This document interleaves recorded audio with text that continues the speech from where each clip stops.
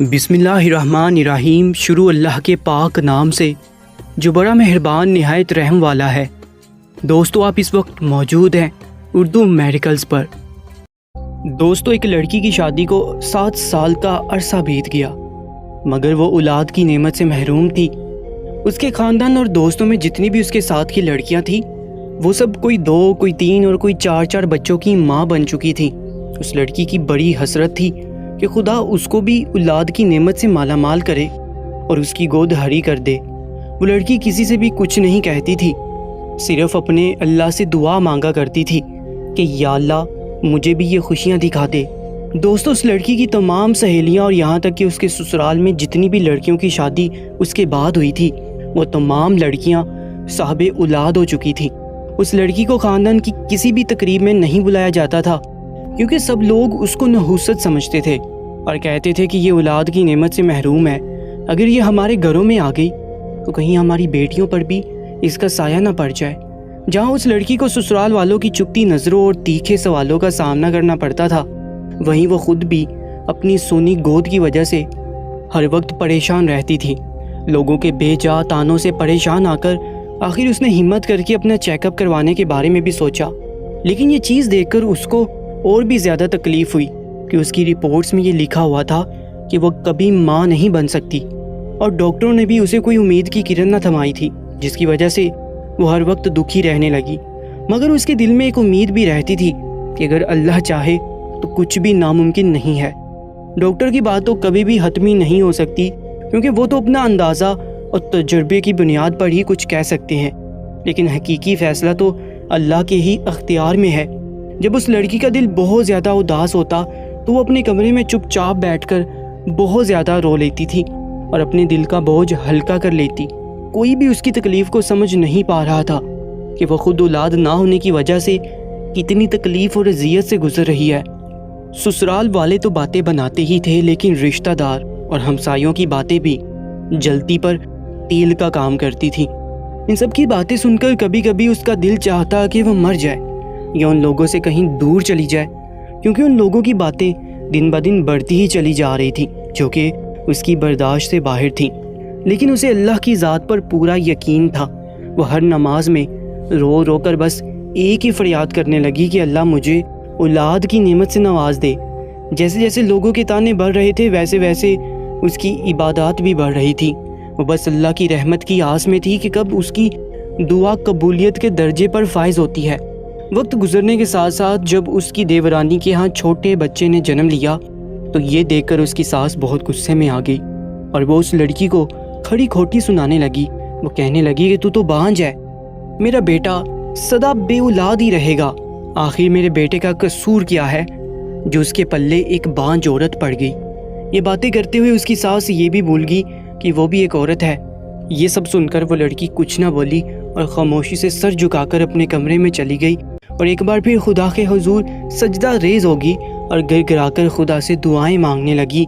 ایک دن وہ لڑکی اپنی دیورانی کے بچے کو گود میں لے کر بیٹھی تھی اور وہ اسے پیار کر رہی تھی اور ساتھ کھیل بھی رہی تھی۔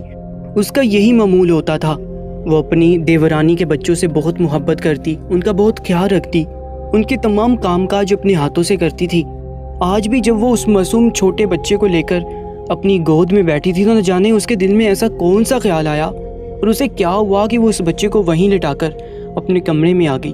ایسا روئی کہ گھر کے تمام افراد اکٹھے ہو گئے۔ اس کے دل کی حالت کو سمجھے بنا ہی سب یہ سوچنے لگے کہ یہ دیور کے بچوں سے جلتی ہے، حسد کرتی ہے اور اسی وجہ سے انہیں دیکھ کر روتی ہے۔ مگر ان جاہلوں کو کون سمجھاتا کہ اللہ تعالیٰ نے اس کو ایسا دل ہی نہیں دیا تھا جو کسی کو دیکھ کر حسد میں مبتلا ہو جاتا، بلکہ وہ تو اس قدر نیک تھی، شریف تھی، سادہ تھی۔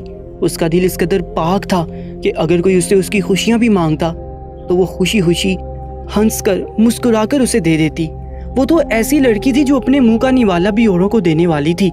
وہ تو اس وقت اس بچے کو دیکھ کر اپنی سونی گود سے اس قدر دل گرفتہ ہوئی کہ اپنے آپ پر قابو نہ رکھ پائی، اور آج اس کے آنسو بھی سارے بند توڑ کر بہنے لگے۔ اور اس کے بعد اس نے پھر سے اپنی دیورانی کے بچوں کا خیال رکھنا چاہا تو اس کی دیورانی نے اس کو یہ کہہ کر جھڑک دیا کہ میرے بچوں پر حسد کی نگاہ مت ڈالو اور ان کے قریب نہ آیا کرو۔ جہاں ہر کوئی اس لڑکی کو تانا زنی سے نوازتا تھا، وہیں صرف اس کا شوہر تھا جس نے اسے کبھی اس بات کا تانا نہیں دیا تھا، بلکہ اس کا شوہر ہمیشہ اس کی ہمت بڑھاتا تھا اور اسے کہتا تھا کہ اگر خدا نے چاہا تو ہمیں ضرور اولاد کی نعمت سے نوازے گا۔ اس کا شوہر اسے دل و جان سے چاہتا تھا اور وہ اس کی خواہش کو بھی سمجھتا تھا، لیکن وہ کیا کر سکتا تھا؟ اس کے ہاتھ میں کچھ بھی نہیں تھا۔ ایک دن اس لڑکی کی ایک دوست اس کے گھر آئی اور اسے کہنے لگی کہ تم اپنے شوہر کے ٹیسٹ کیوں نہیں کرواتی؟ جب یہ بات اس کے سسرال والوں نے سنی تو انہوں نے بہت ہنگامہ کھڑا کیا اور اس کی دوست کو بھی بہت کھڑی کھوٹی سنائی۔ اس کی ساس تو غصے سے بھڑک اٹھی اور کہنے لگی کہ آج کے بعد اپنی ایسی دوستوں کو ہمارے گھر مت لے کر آنا جو تمہیں الٹی سیدھی پٹیاں پڑھائیں۔ لیکن اس کے شوہر نے کہا کہ ٹیسٹ کروانے میں آخر کیا حرج ہے، اور پھر ٹیسٹ کروایا گیا۔ اب سب کو رپورٹ کا انتظار تھا۔ جب رپورٹس آئیں تو وہ ٹھیک نہیں تھی۔ اب تو سب اور زیادہ غصہ ہو گیا اور کہنے لگے کہ اس لڑکی کو فارغ کرو، اسی نے کچھ کیا ہے۔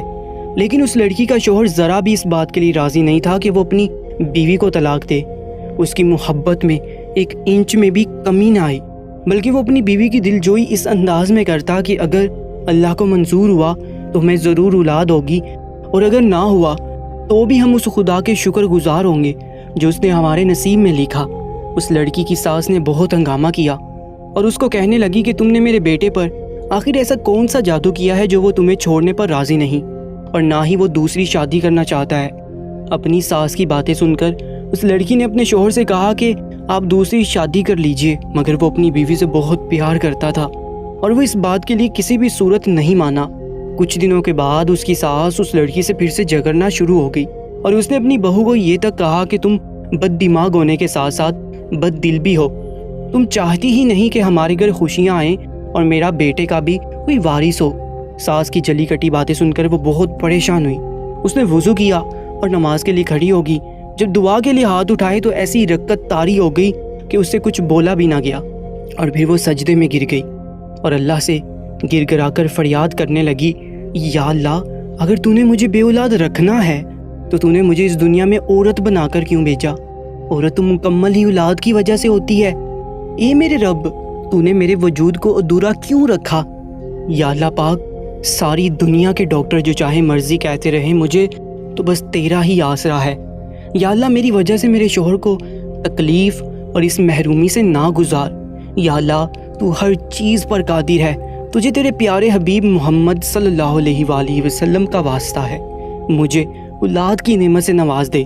اس رات اس نے سجدے میں رو رو کر ایسی فریاد کی اور اس کی آہ و بکا سن کر کائنات کی ہر شے شاید اس کی سفارشی بن گئی اور اللہ پر اس کا بھروسہ جیت گیا، اور چند ہفتوں بعد وہ ہوا جس کی کسی کو بھی امید نہ تھی۔ ڈاکٹر بار بار حیرت سے اس کی رپورٹس کو دیکھ رہے تھے اور کہہ رہے تھے یہ تو کوئی معجزہ ہی ہوا ہے، آج سے پہلے ایسا کبھی نہیں ہوا۔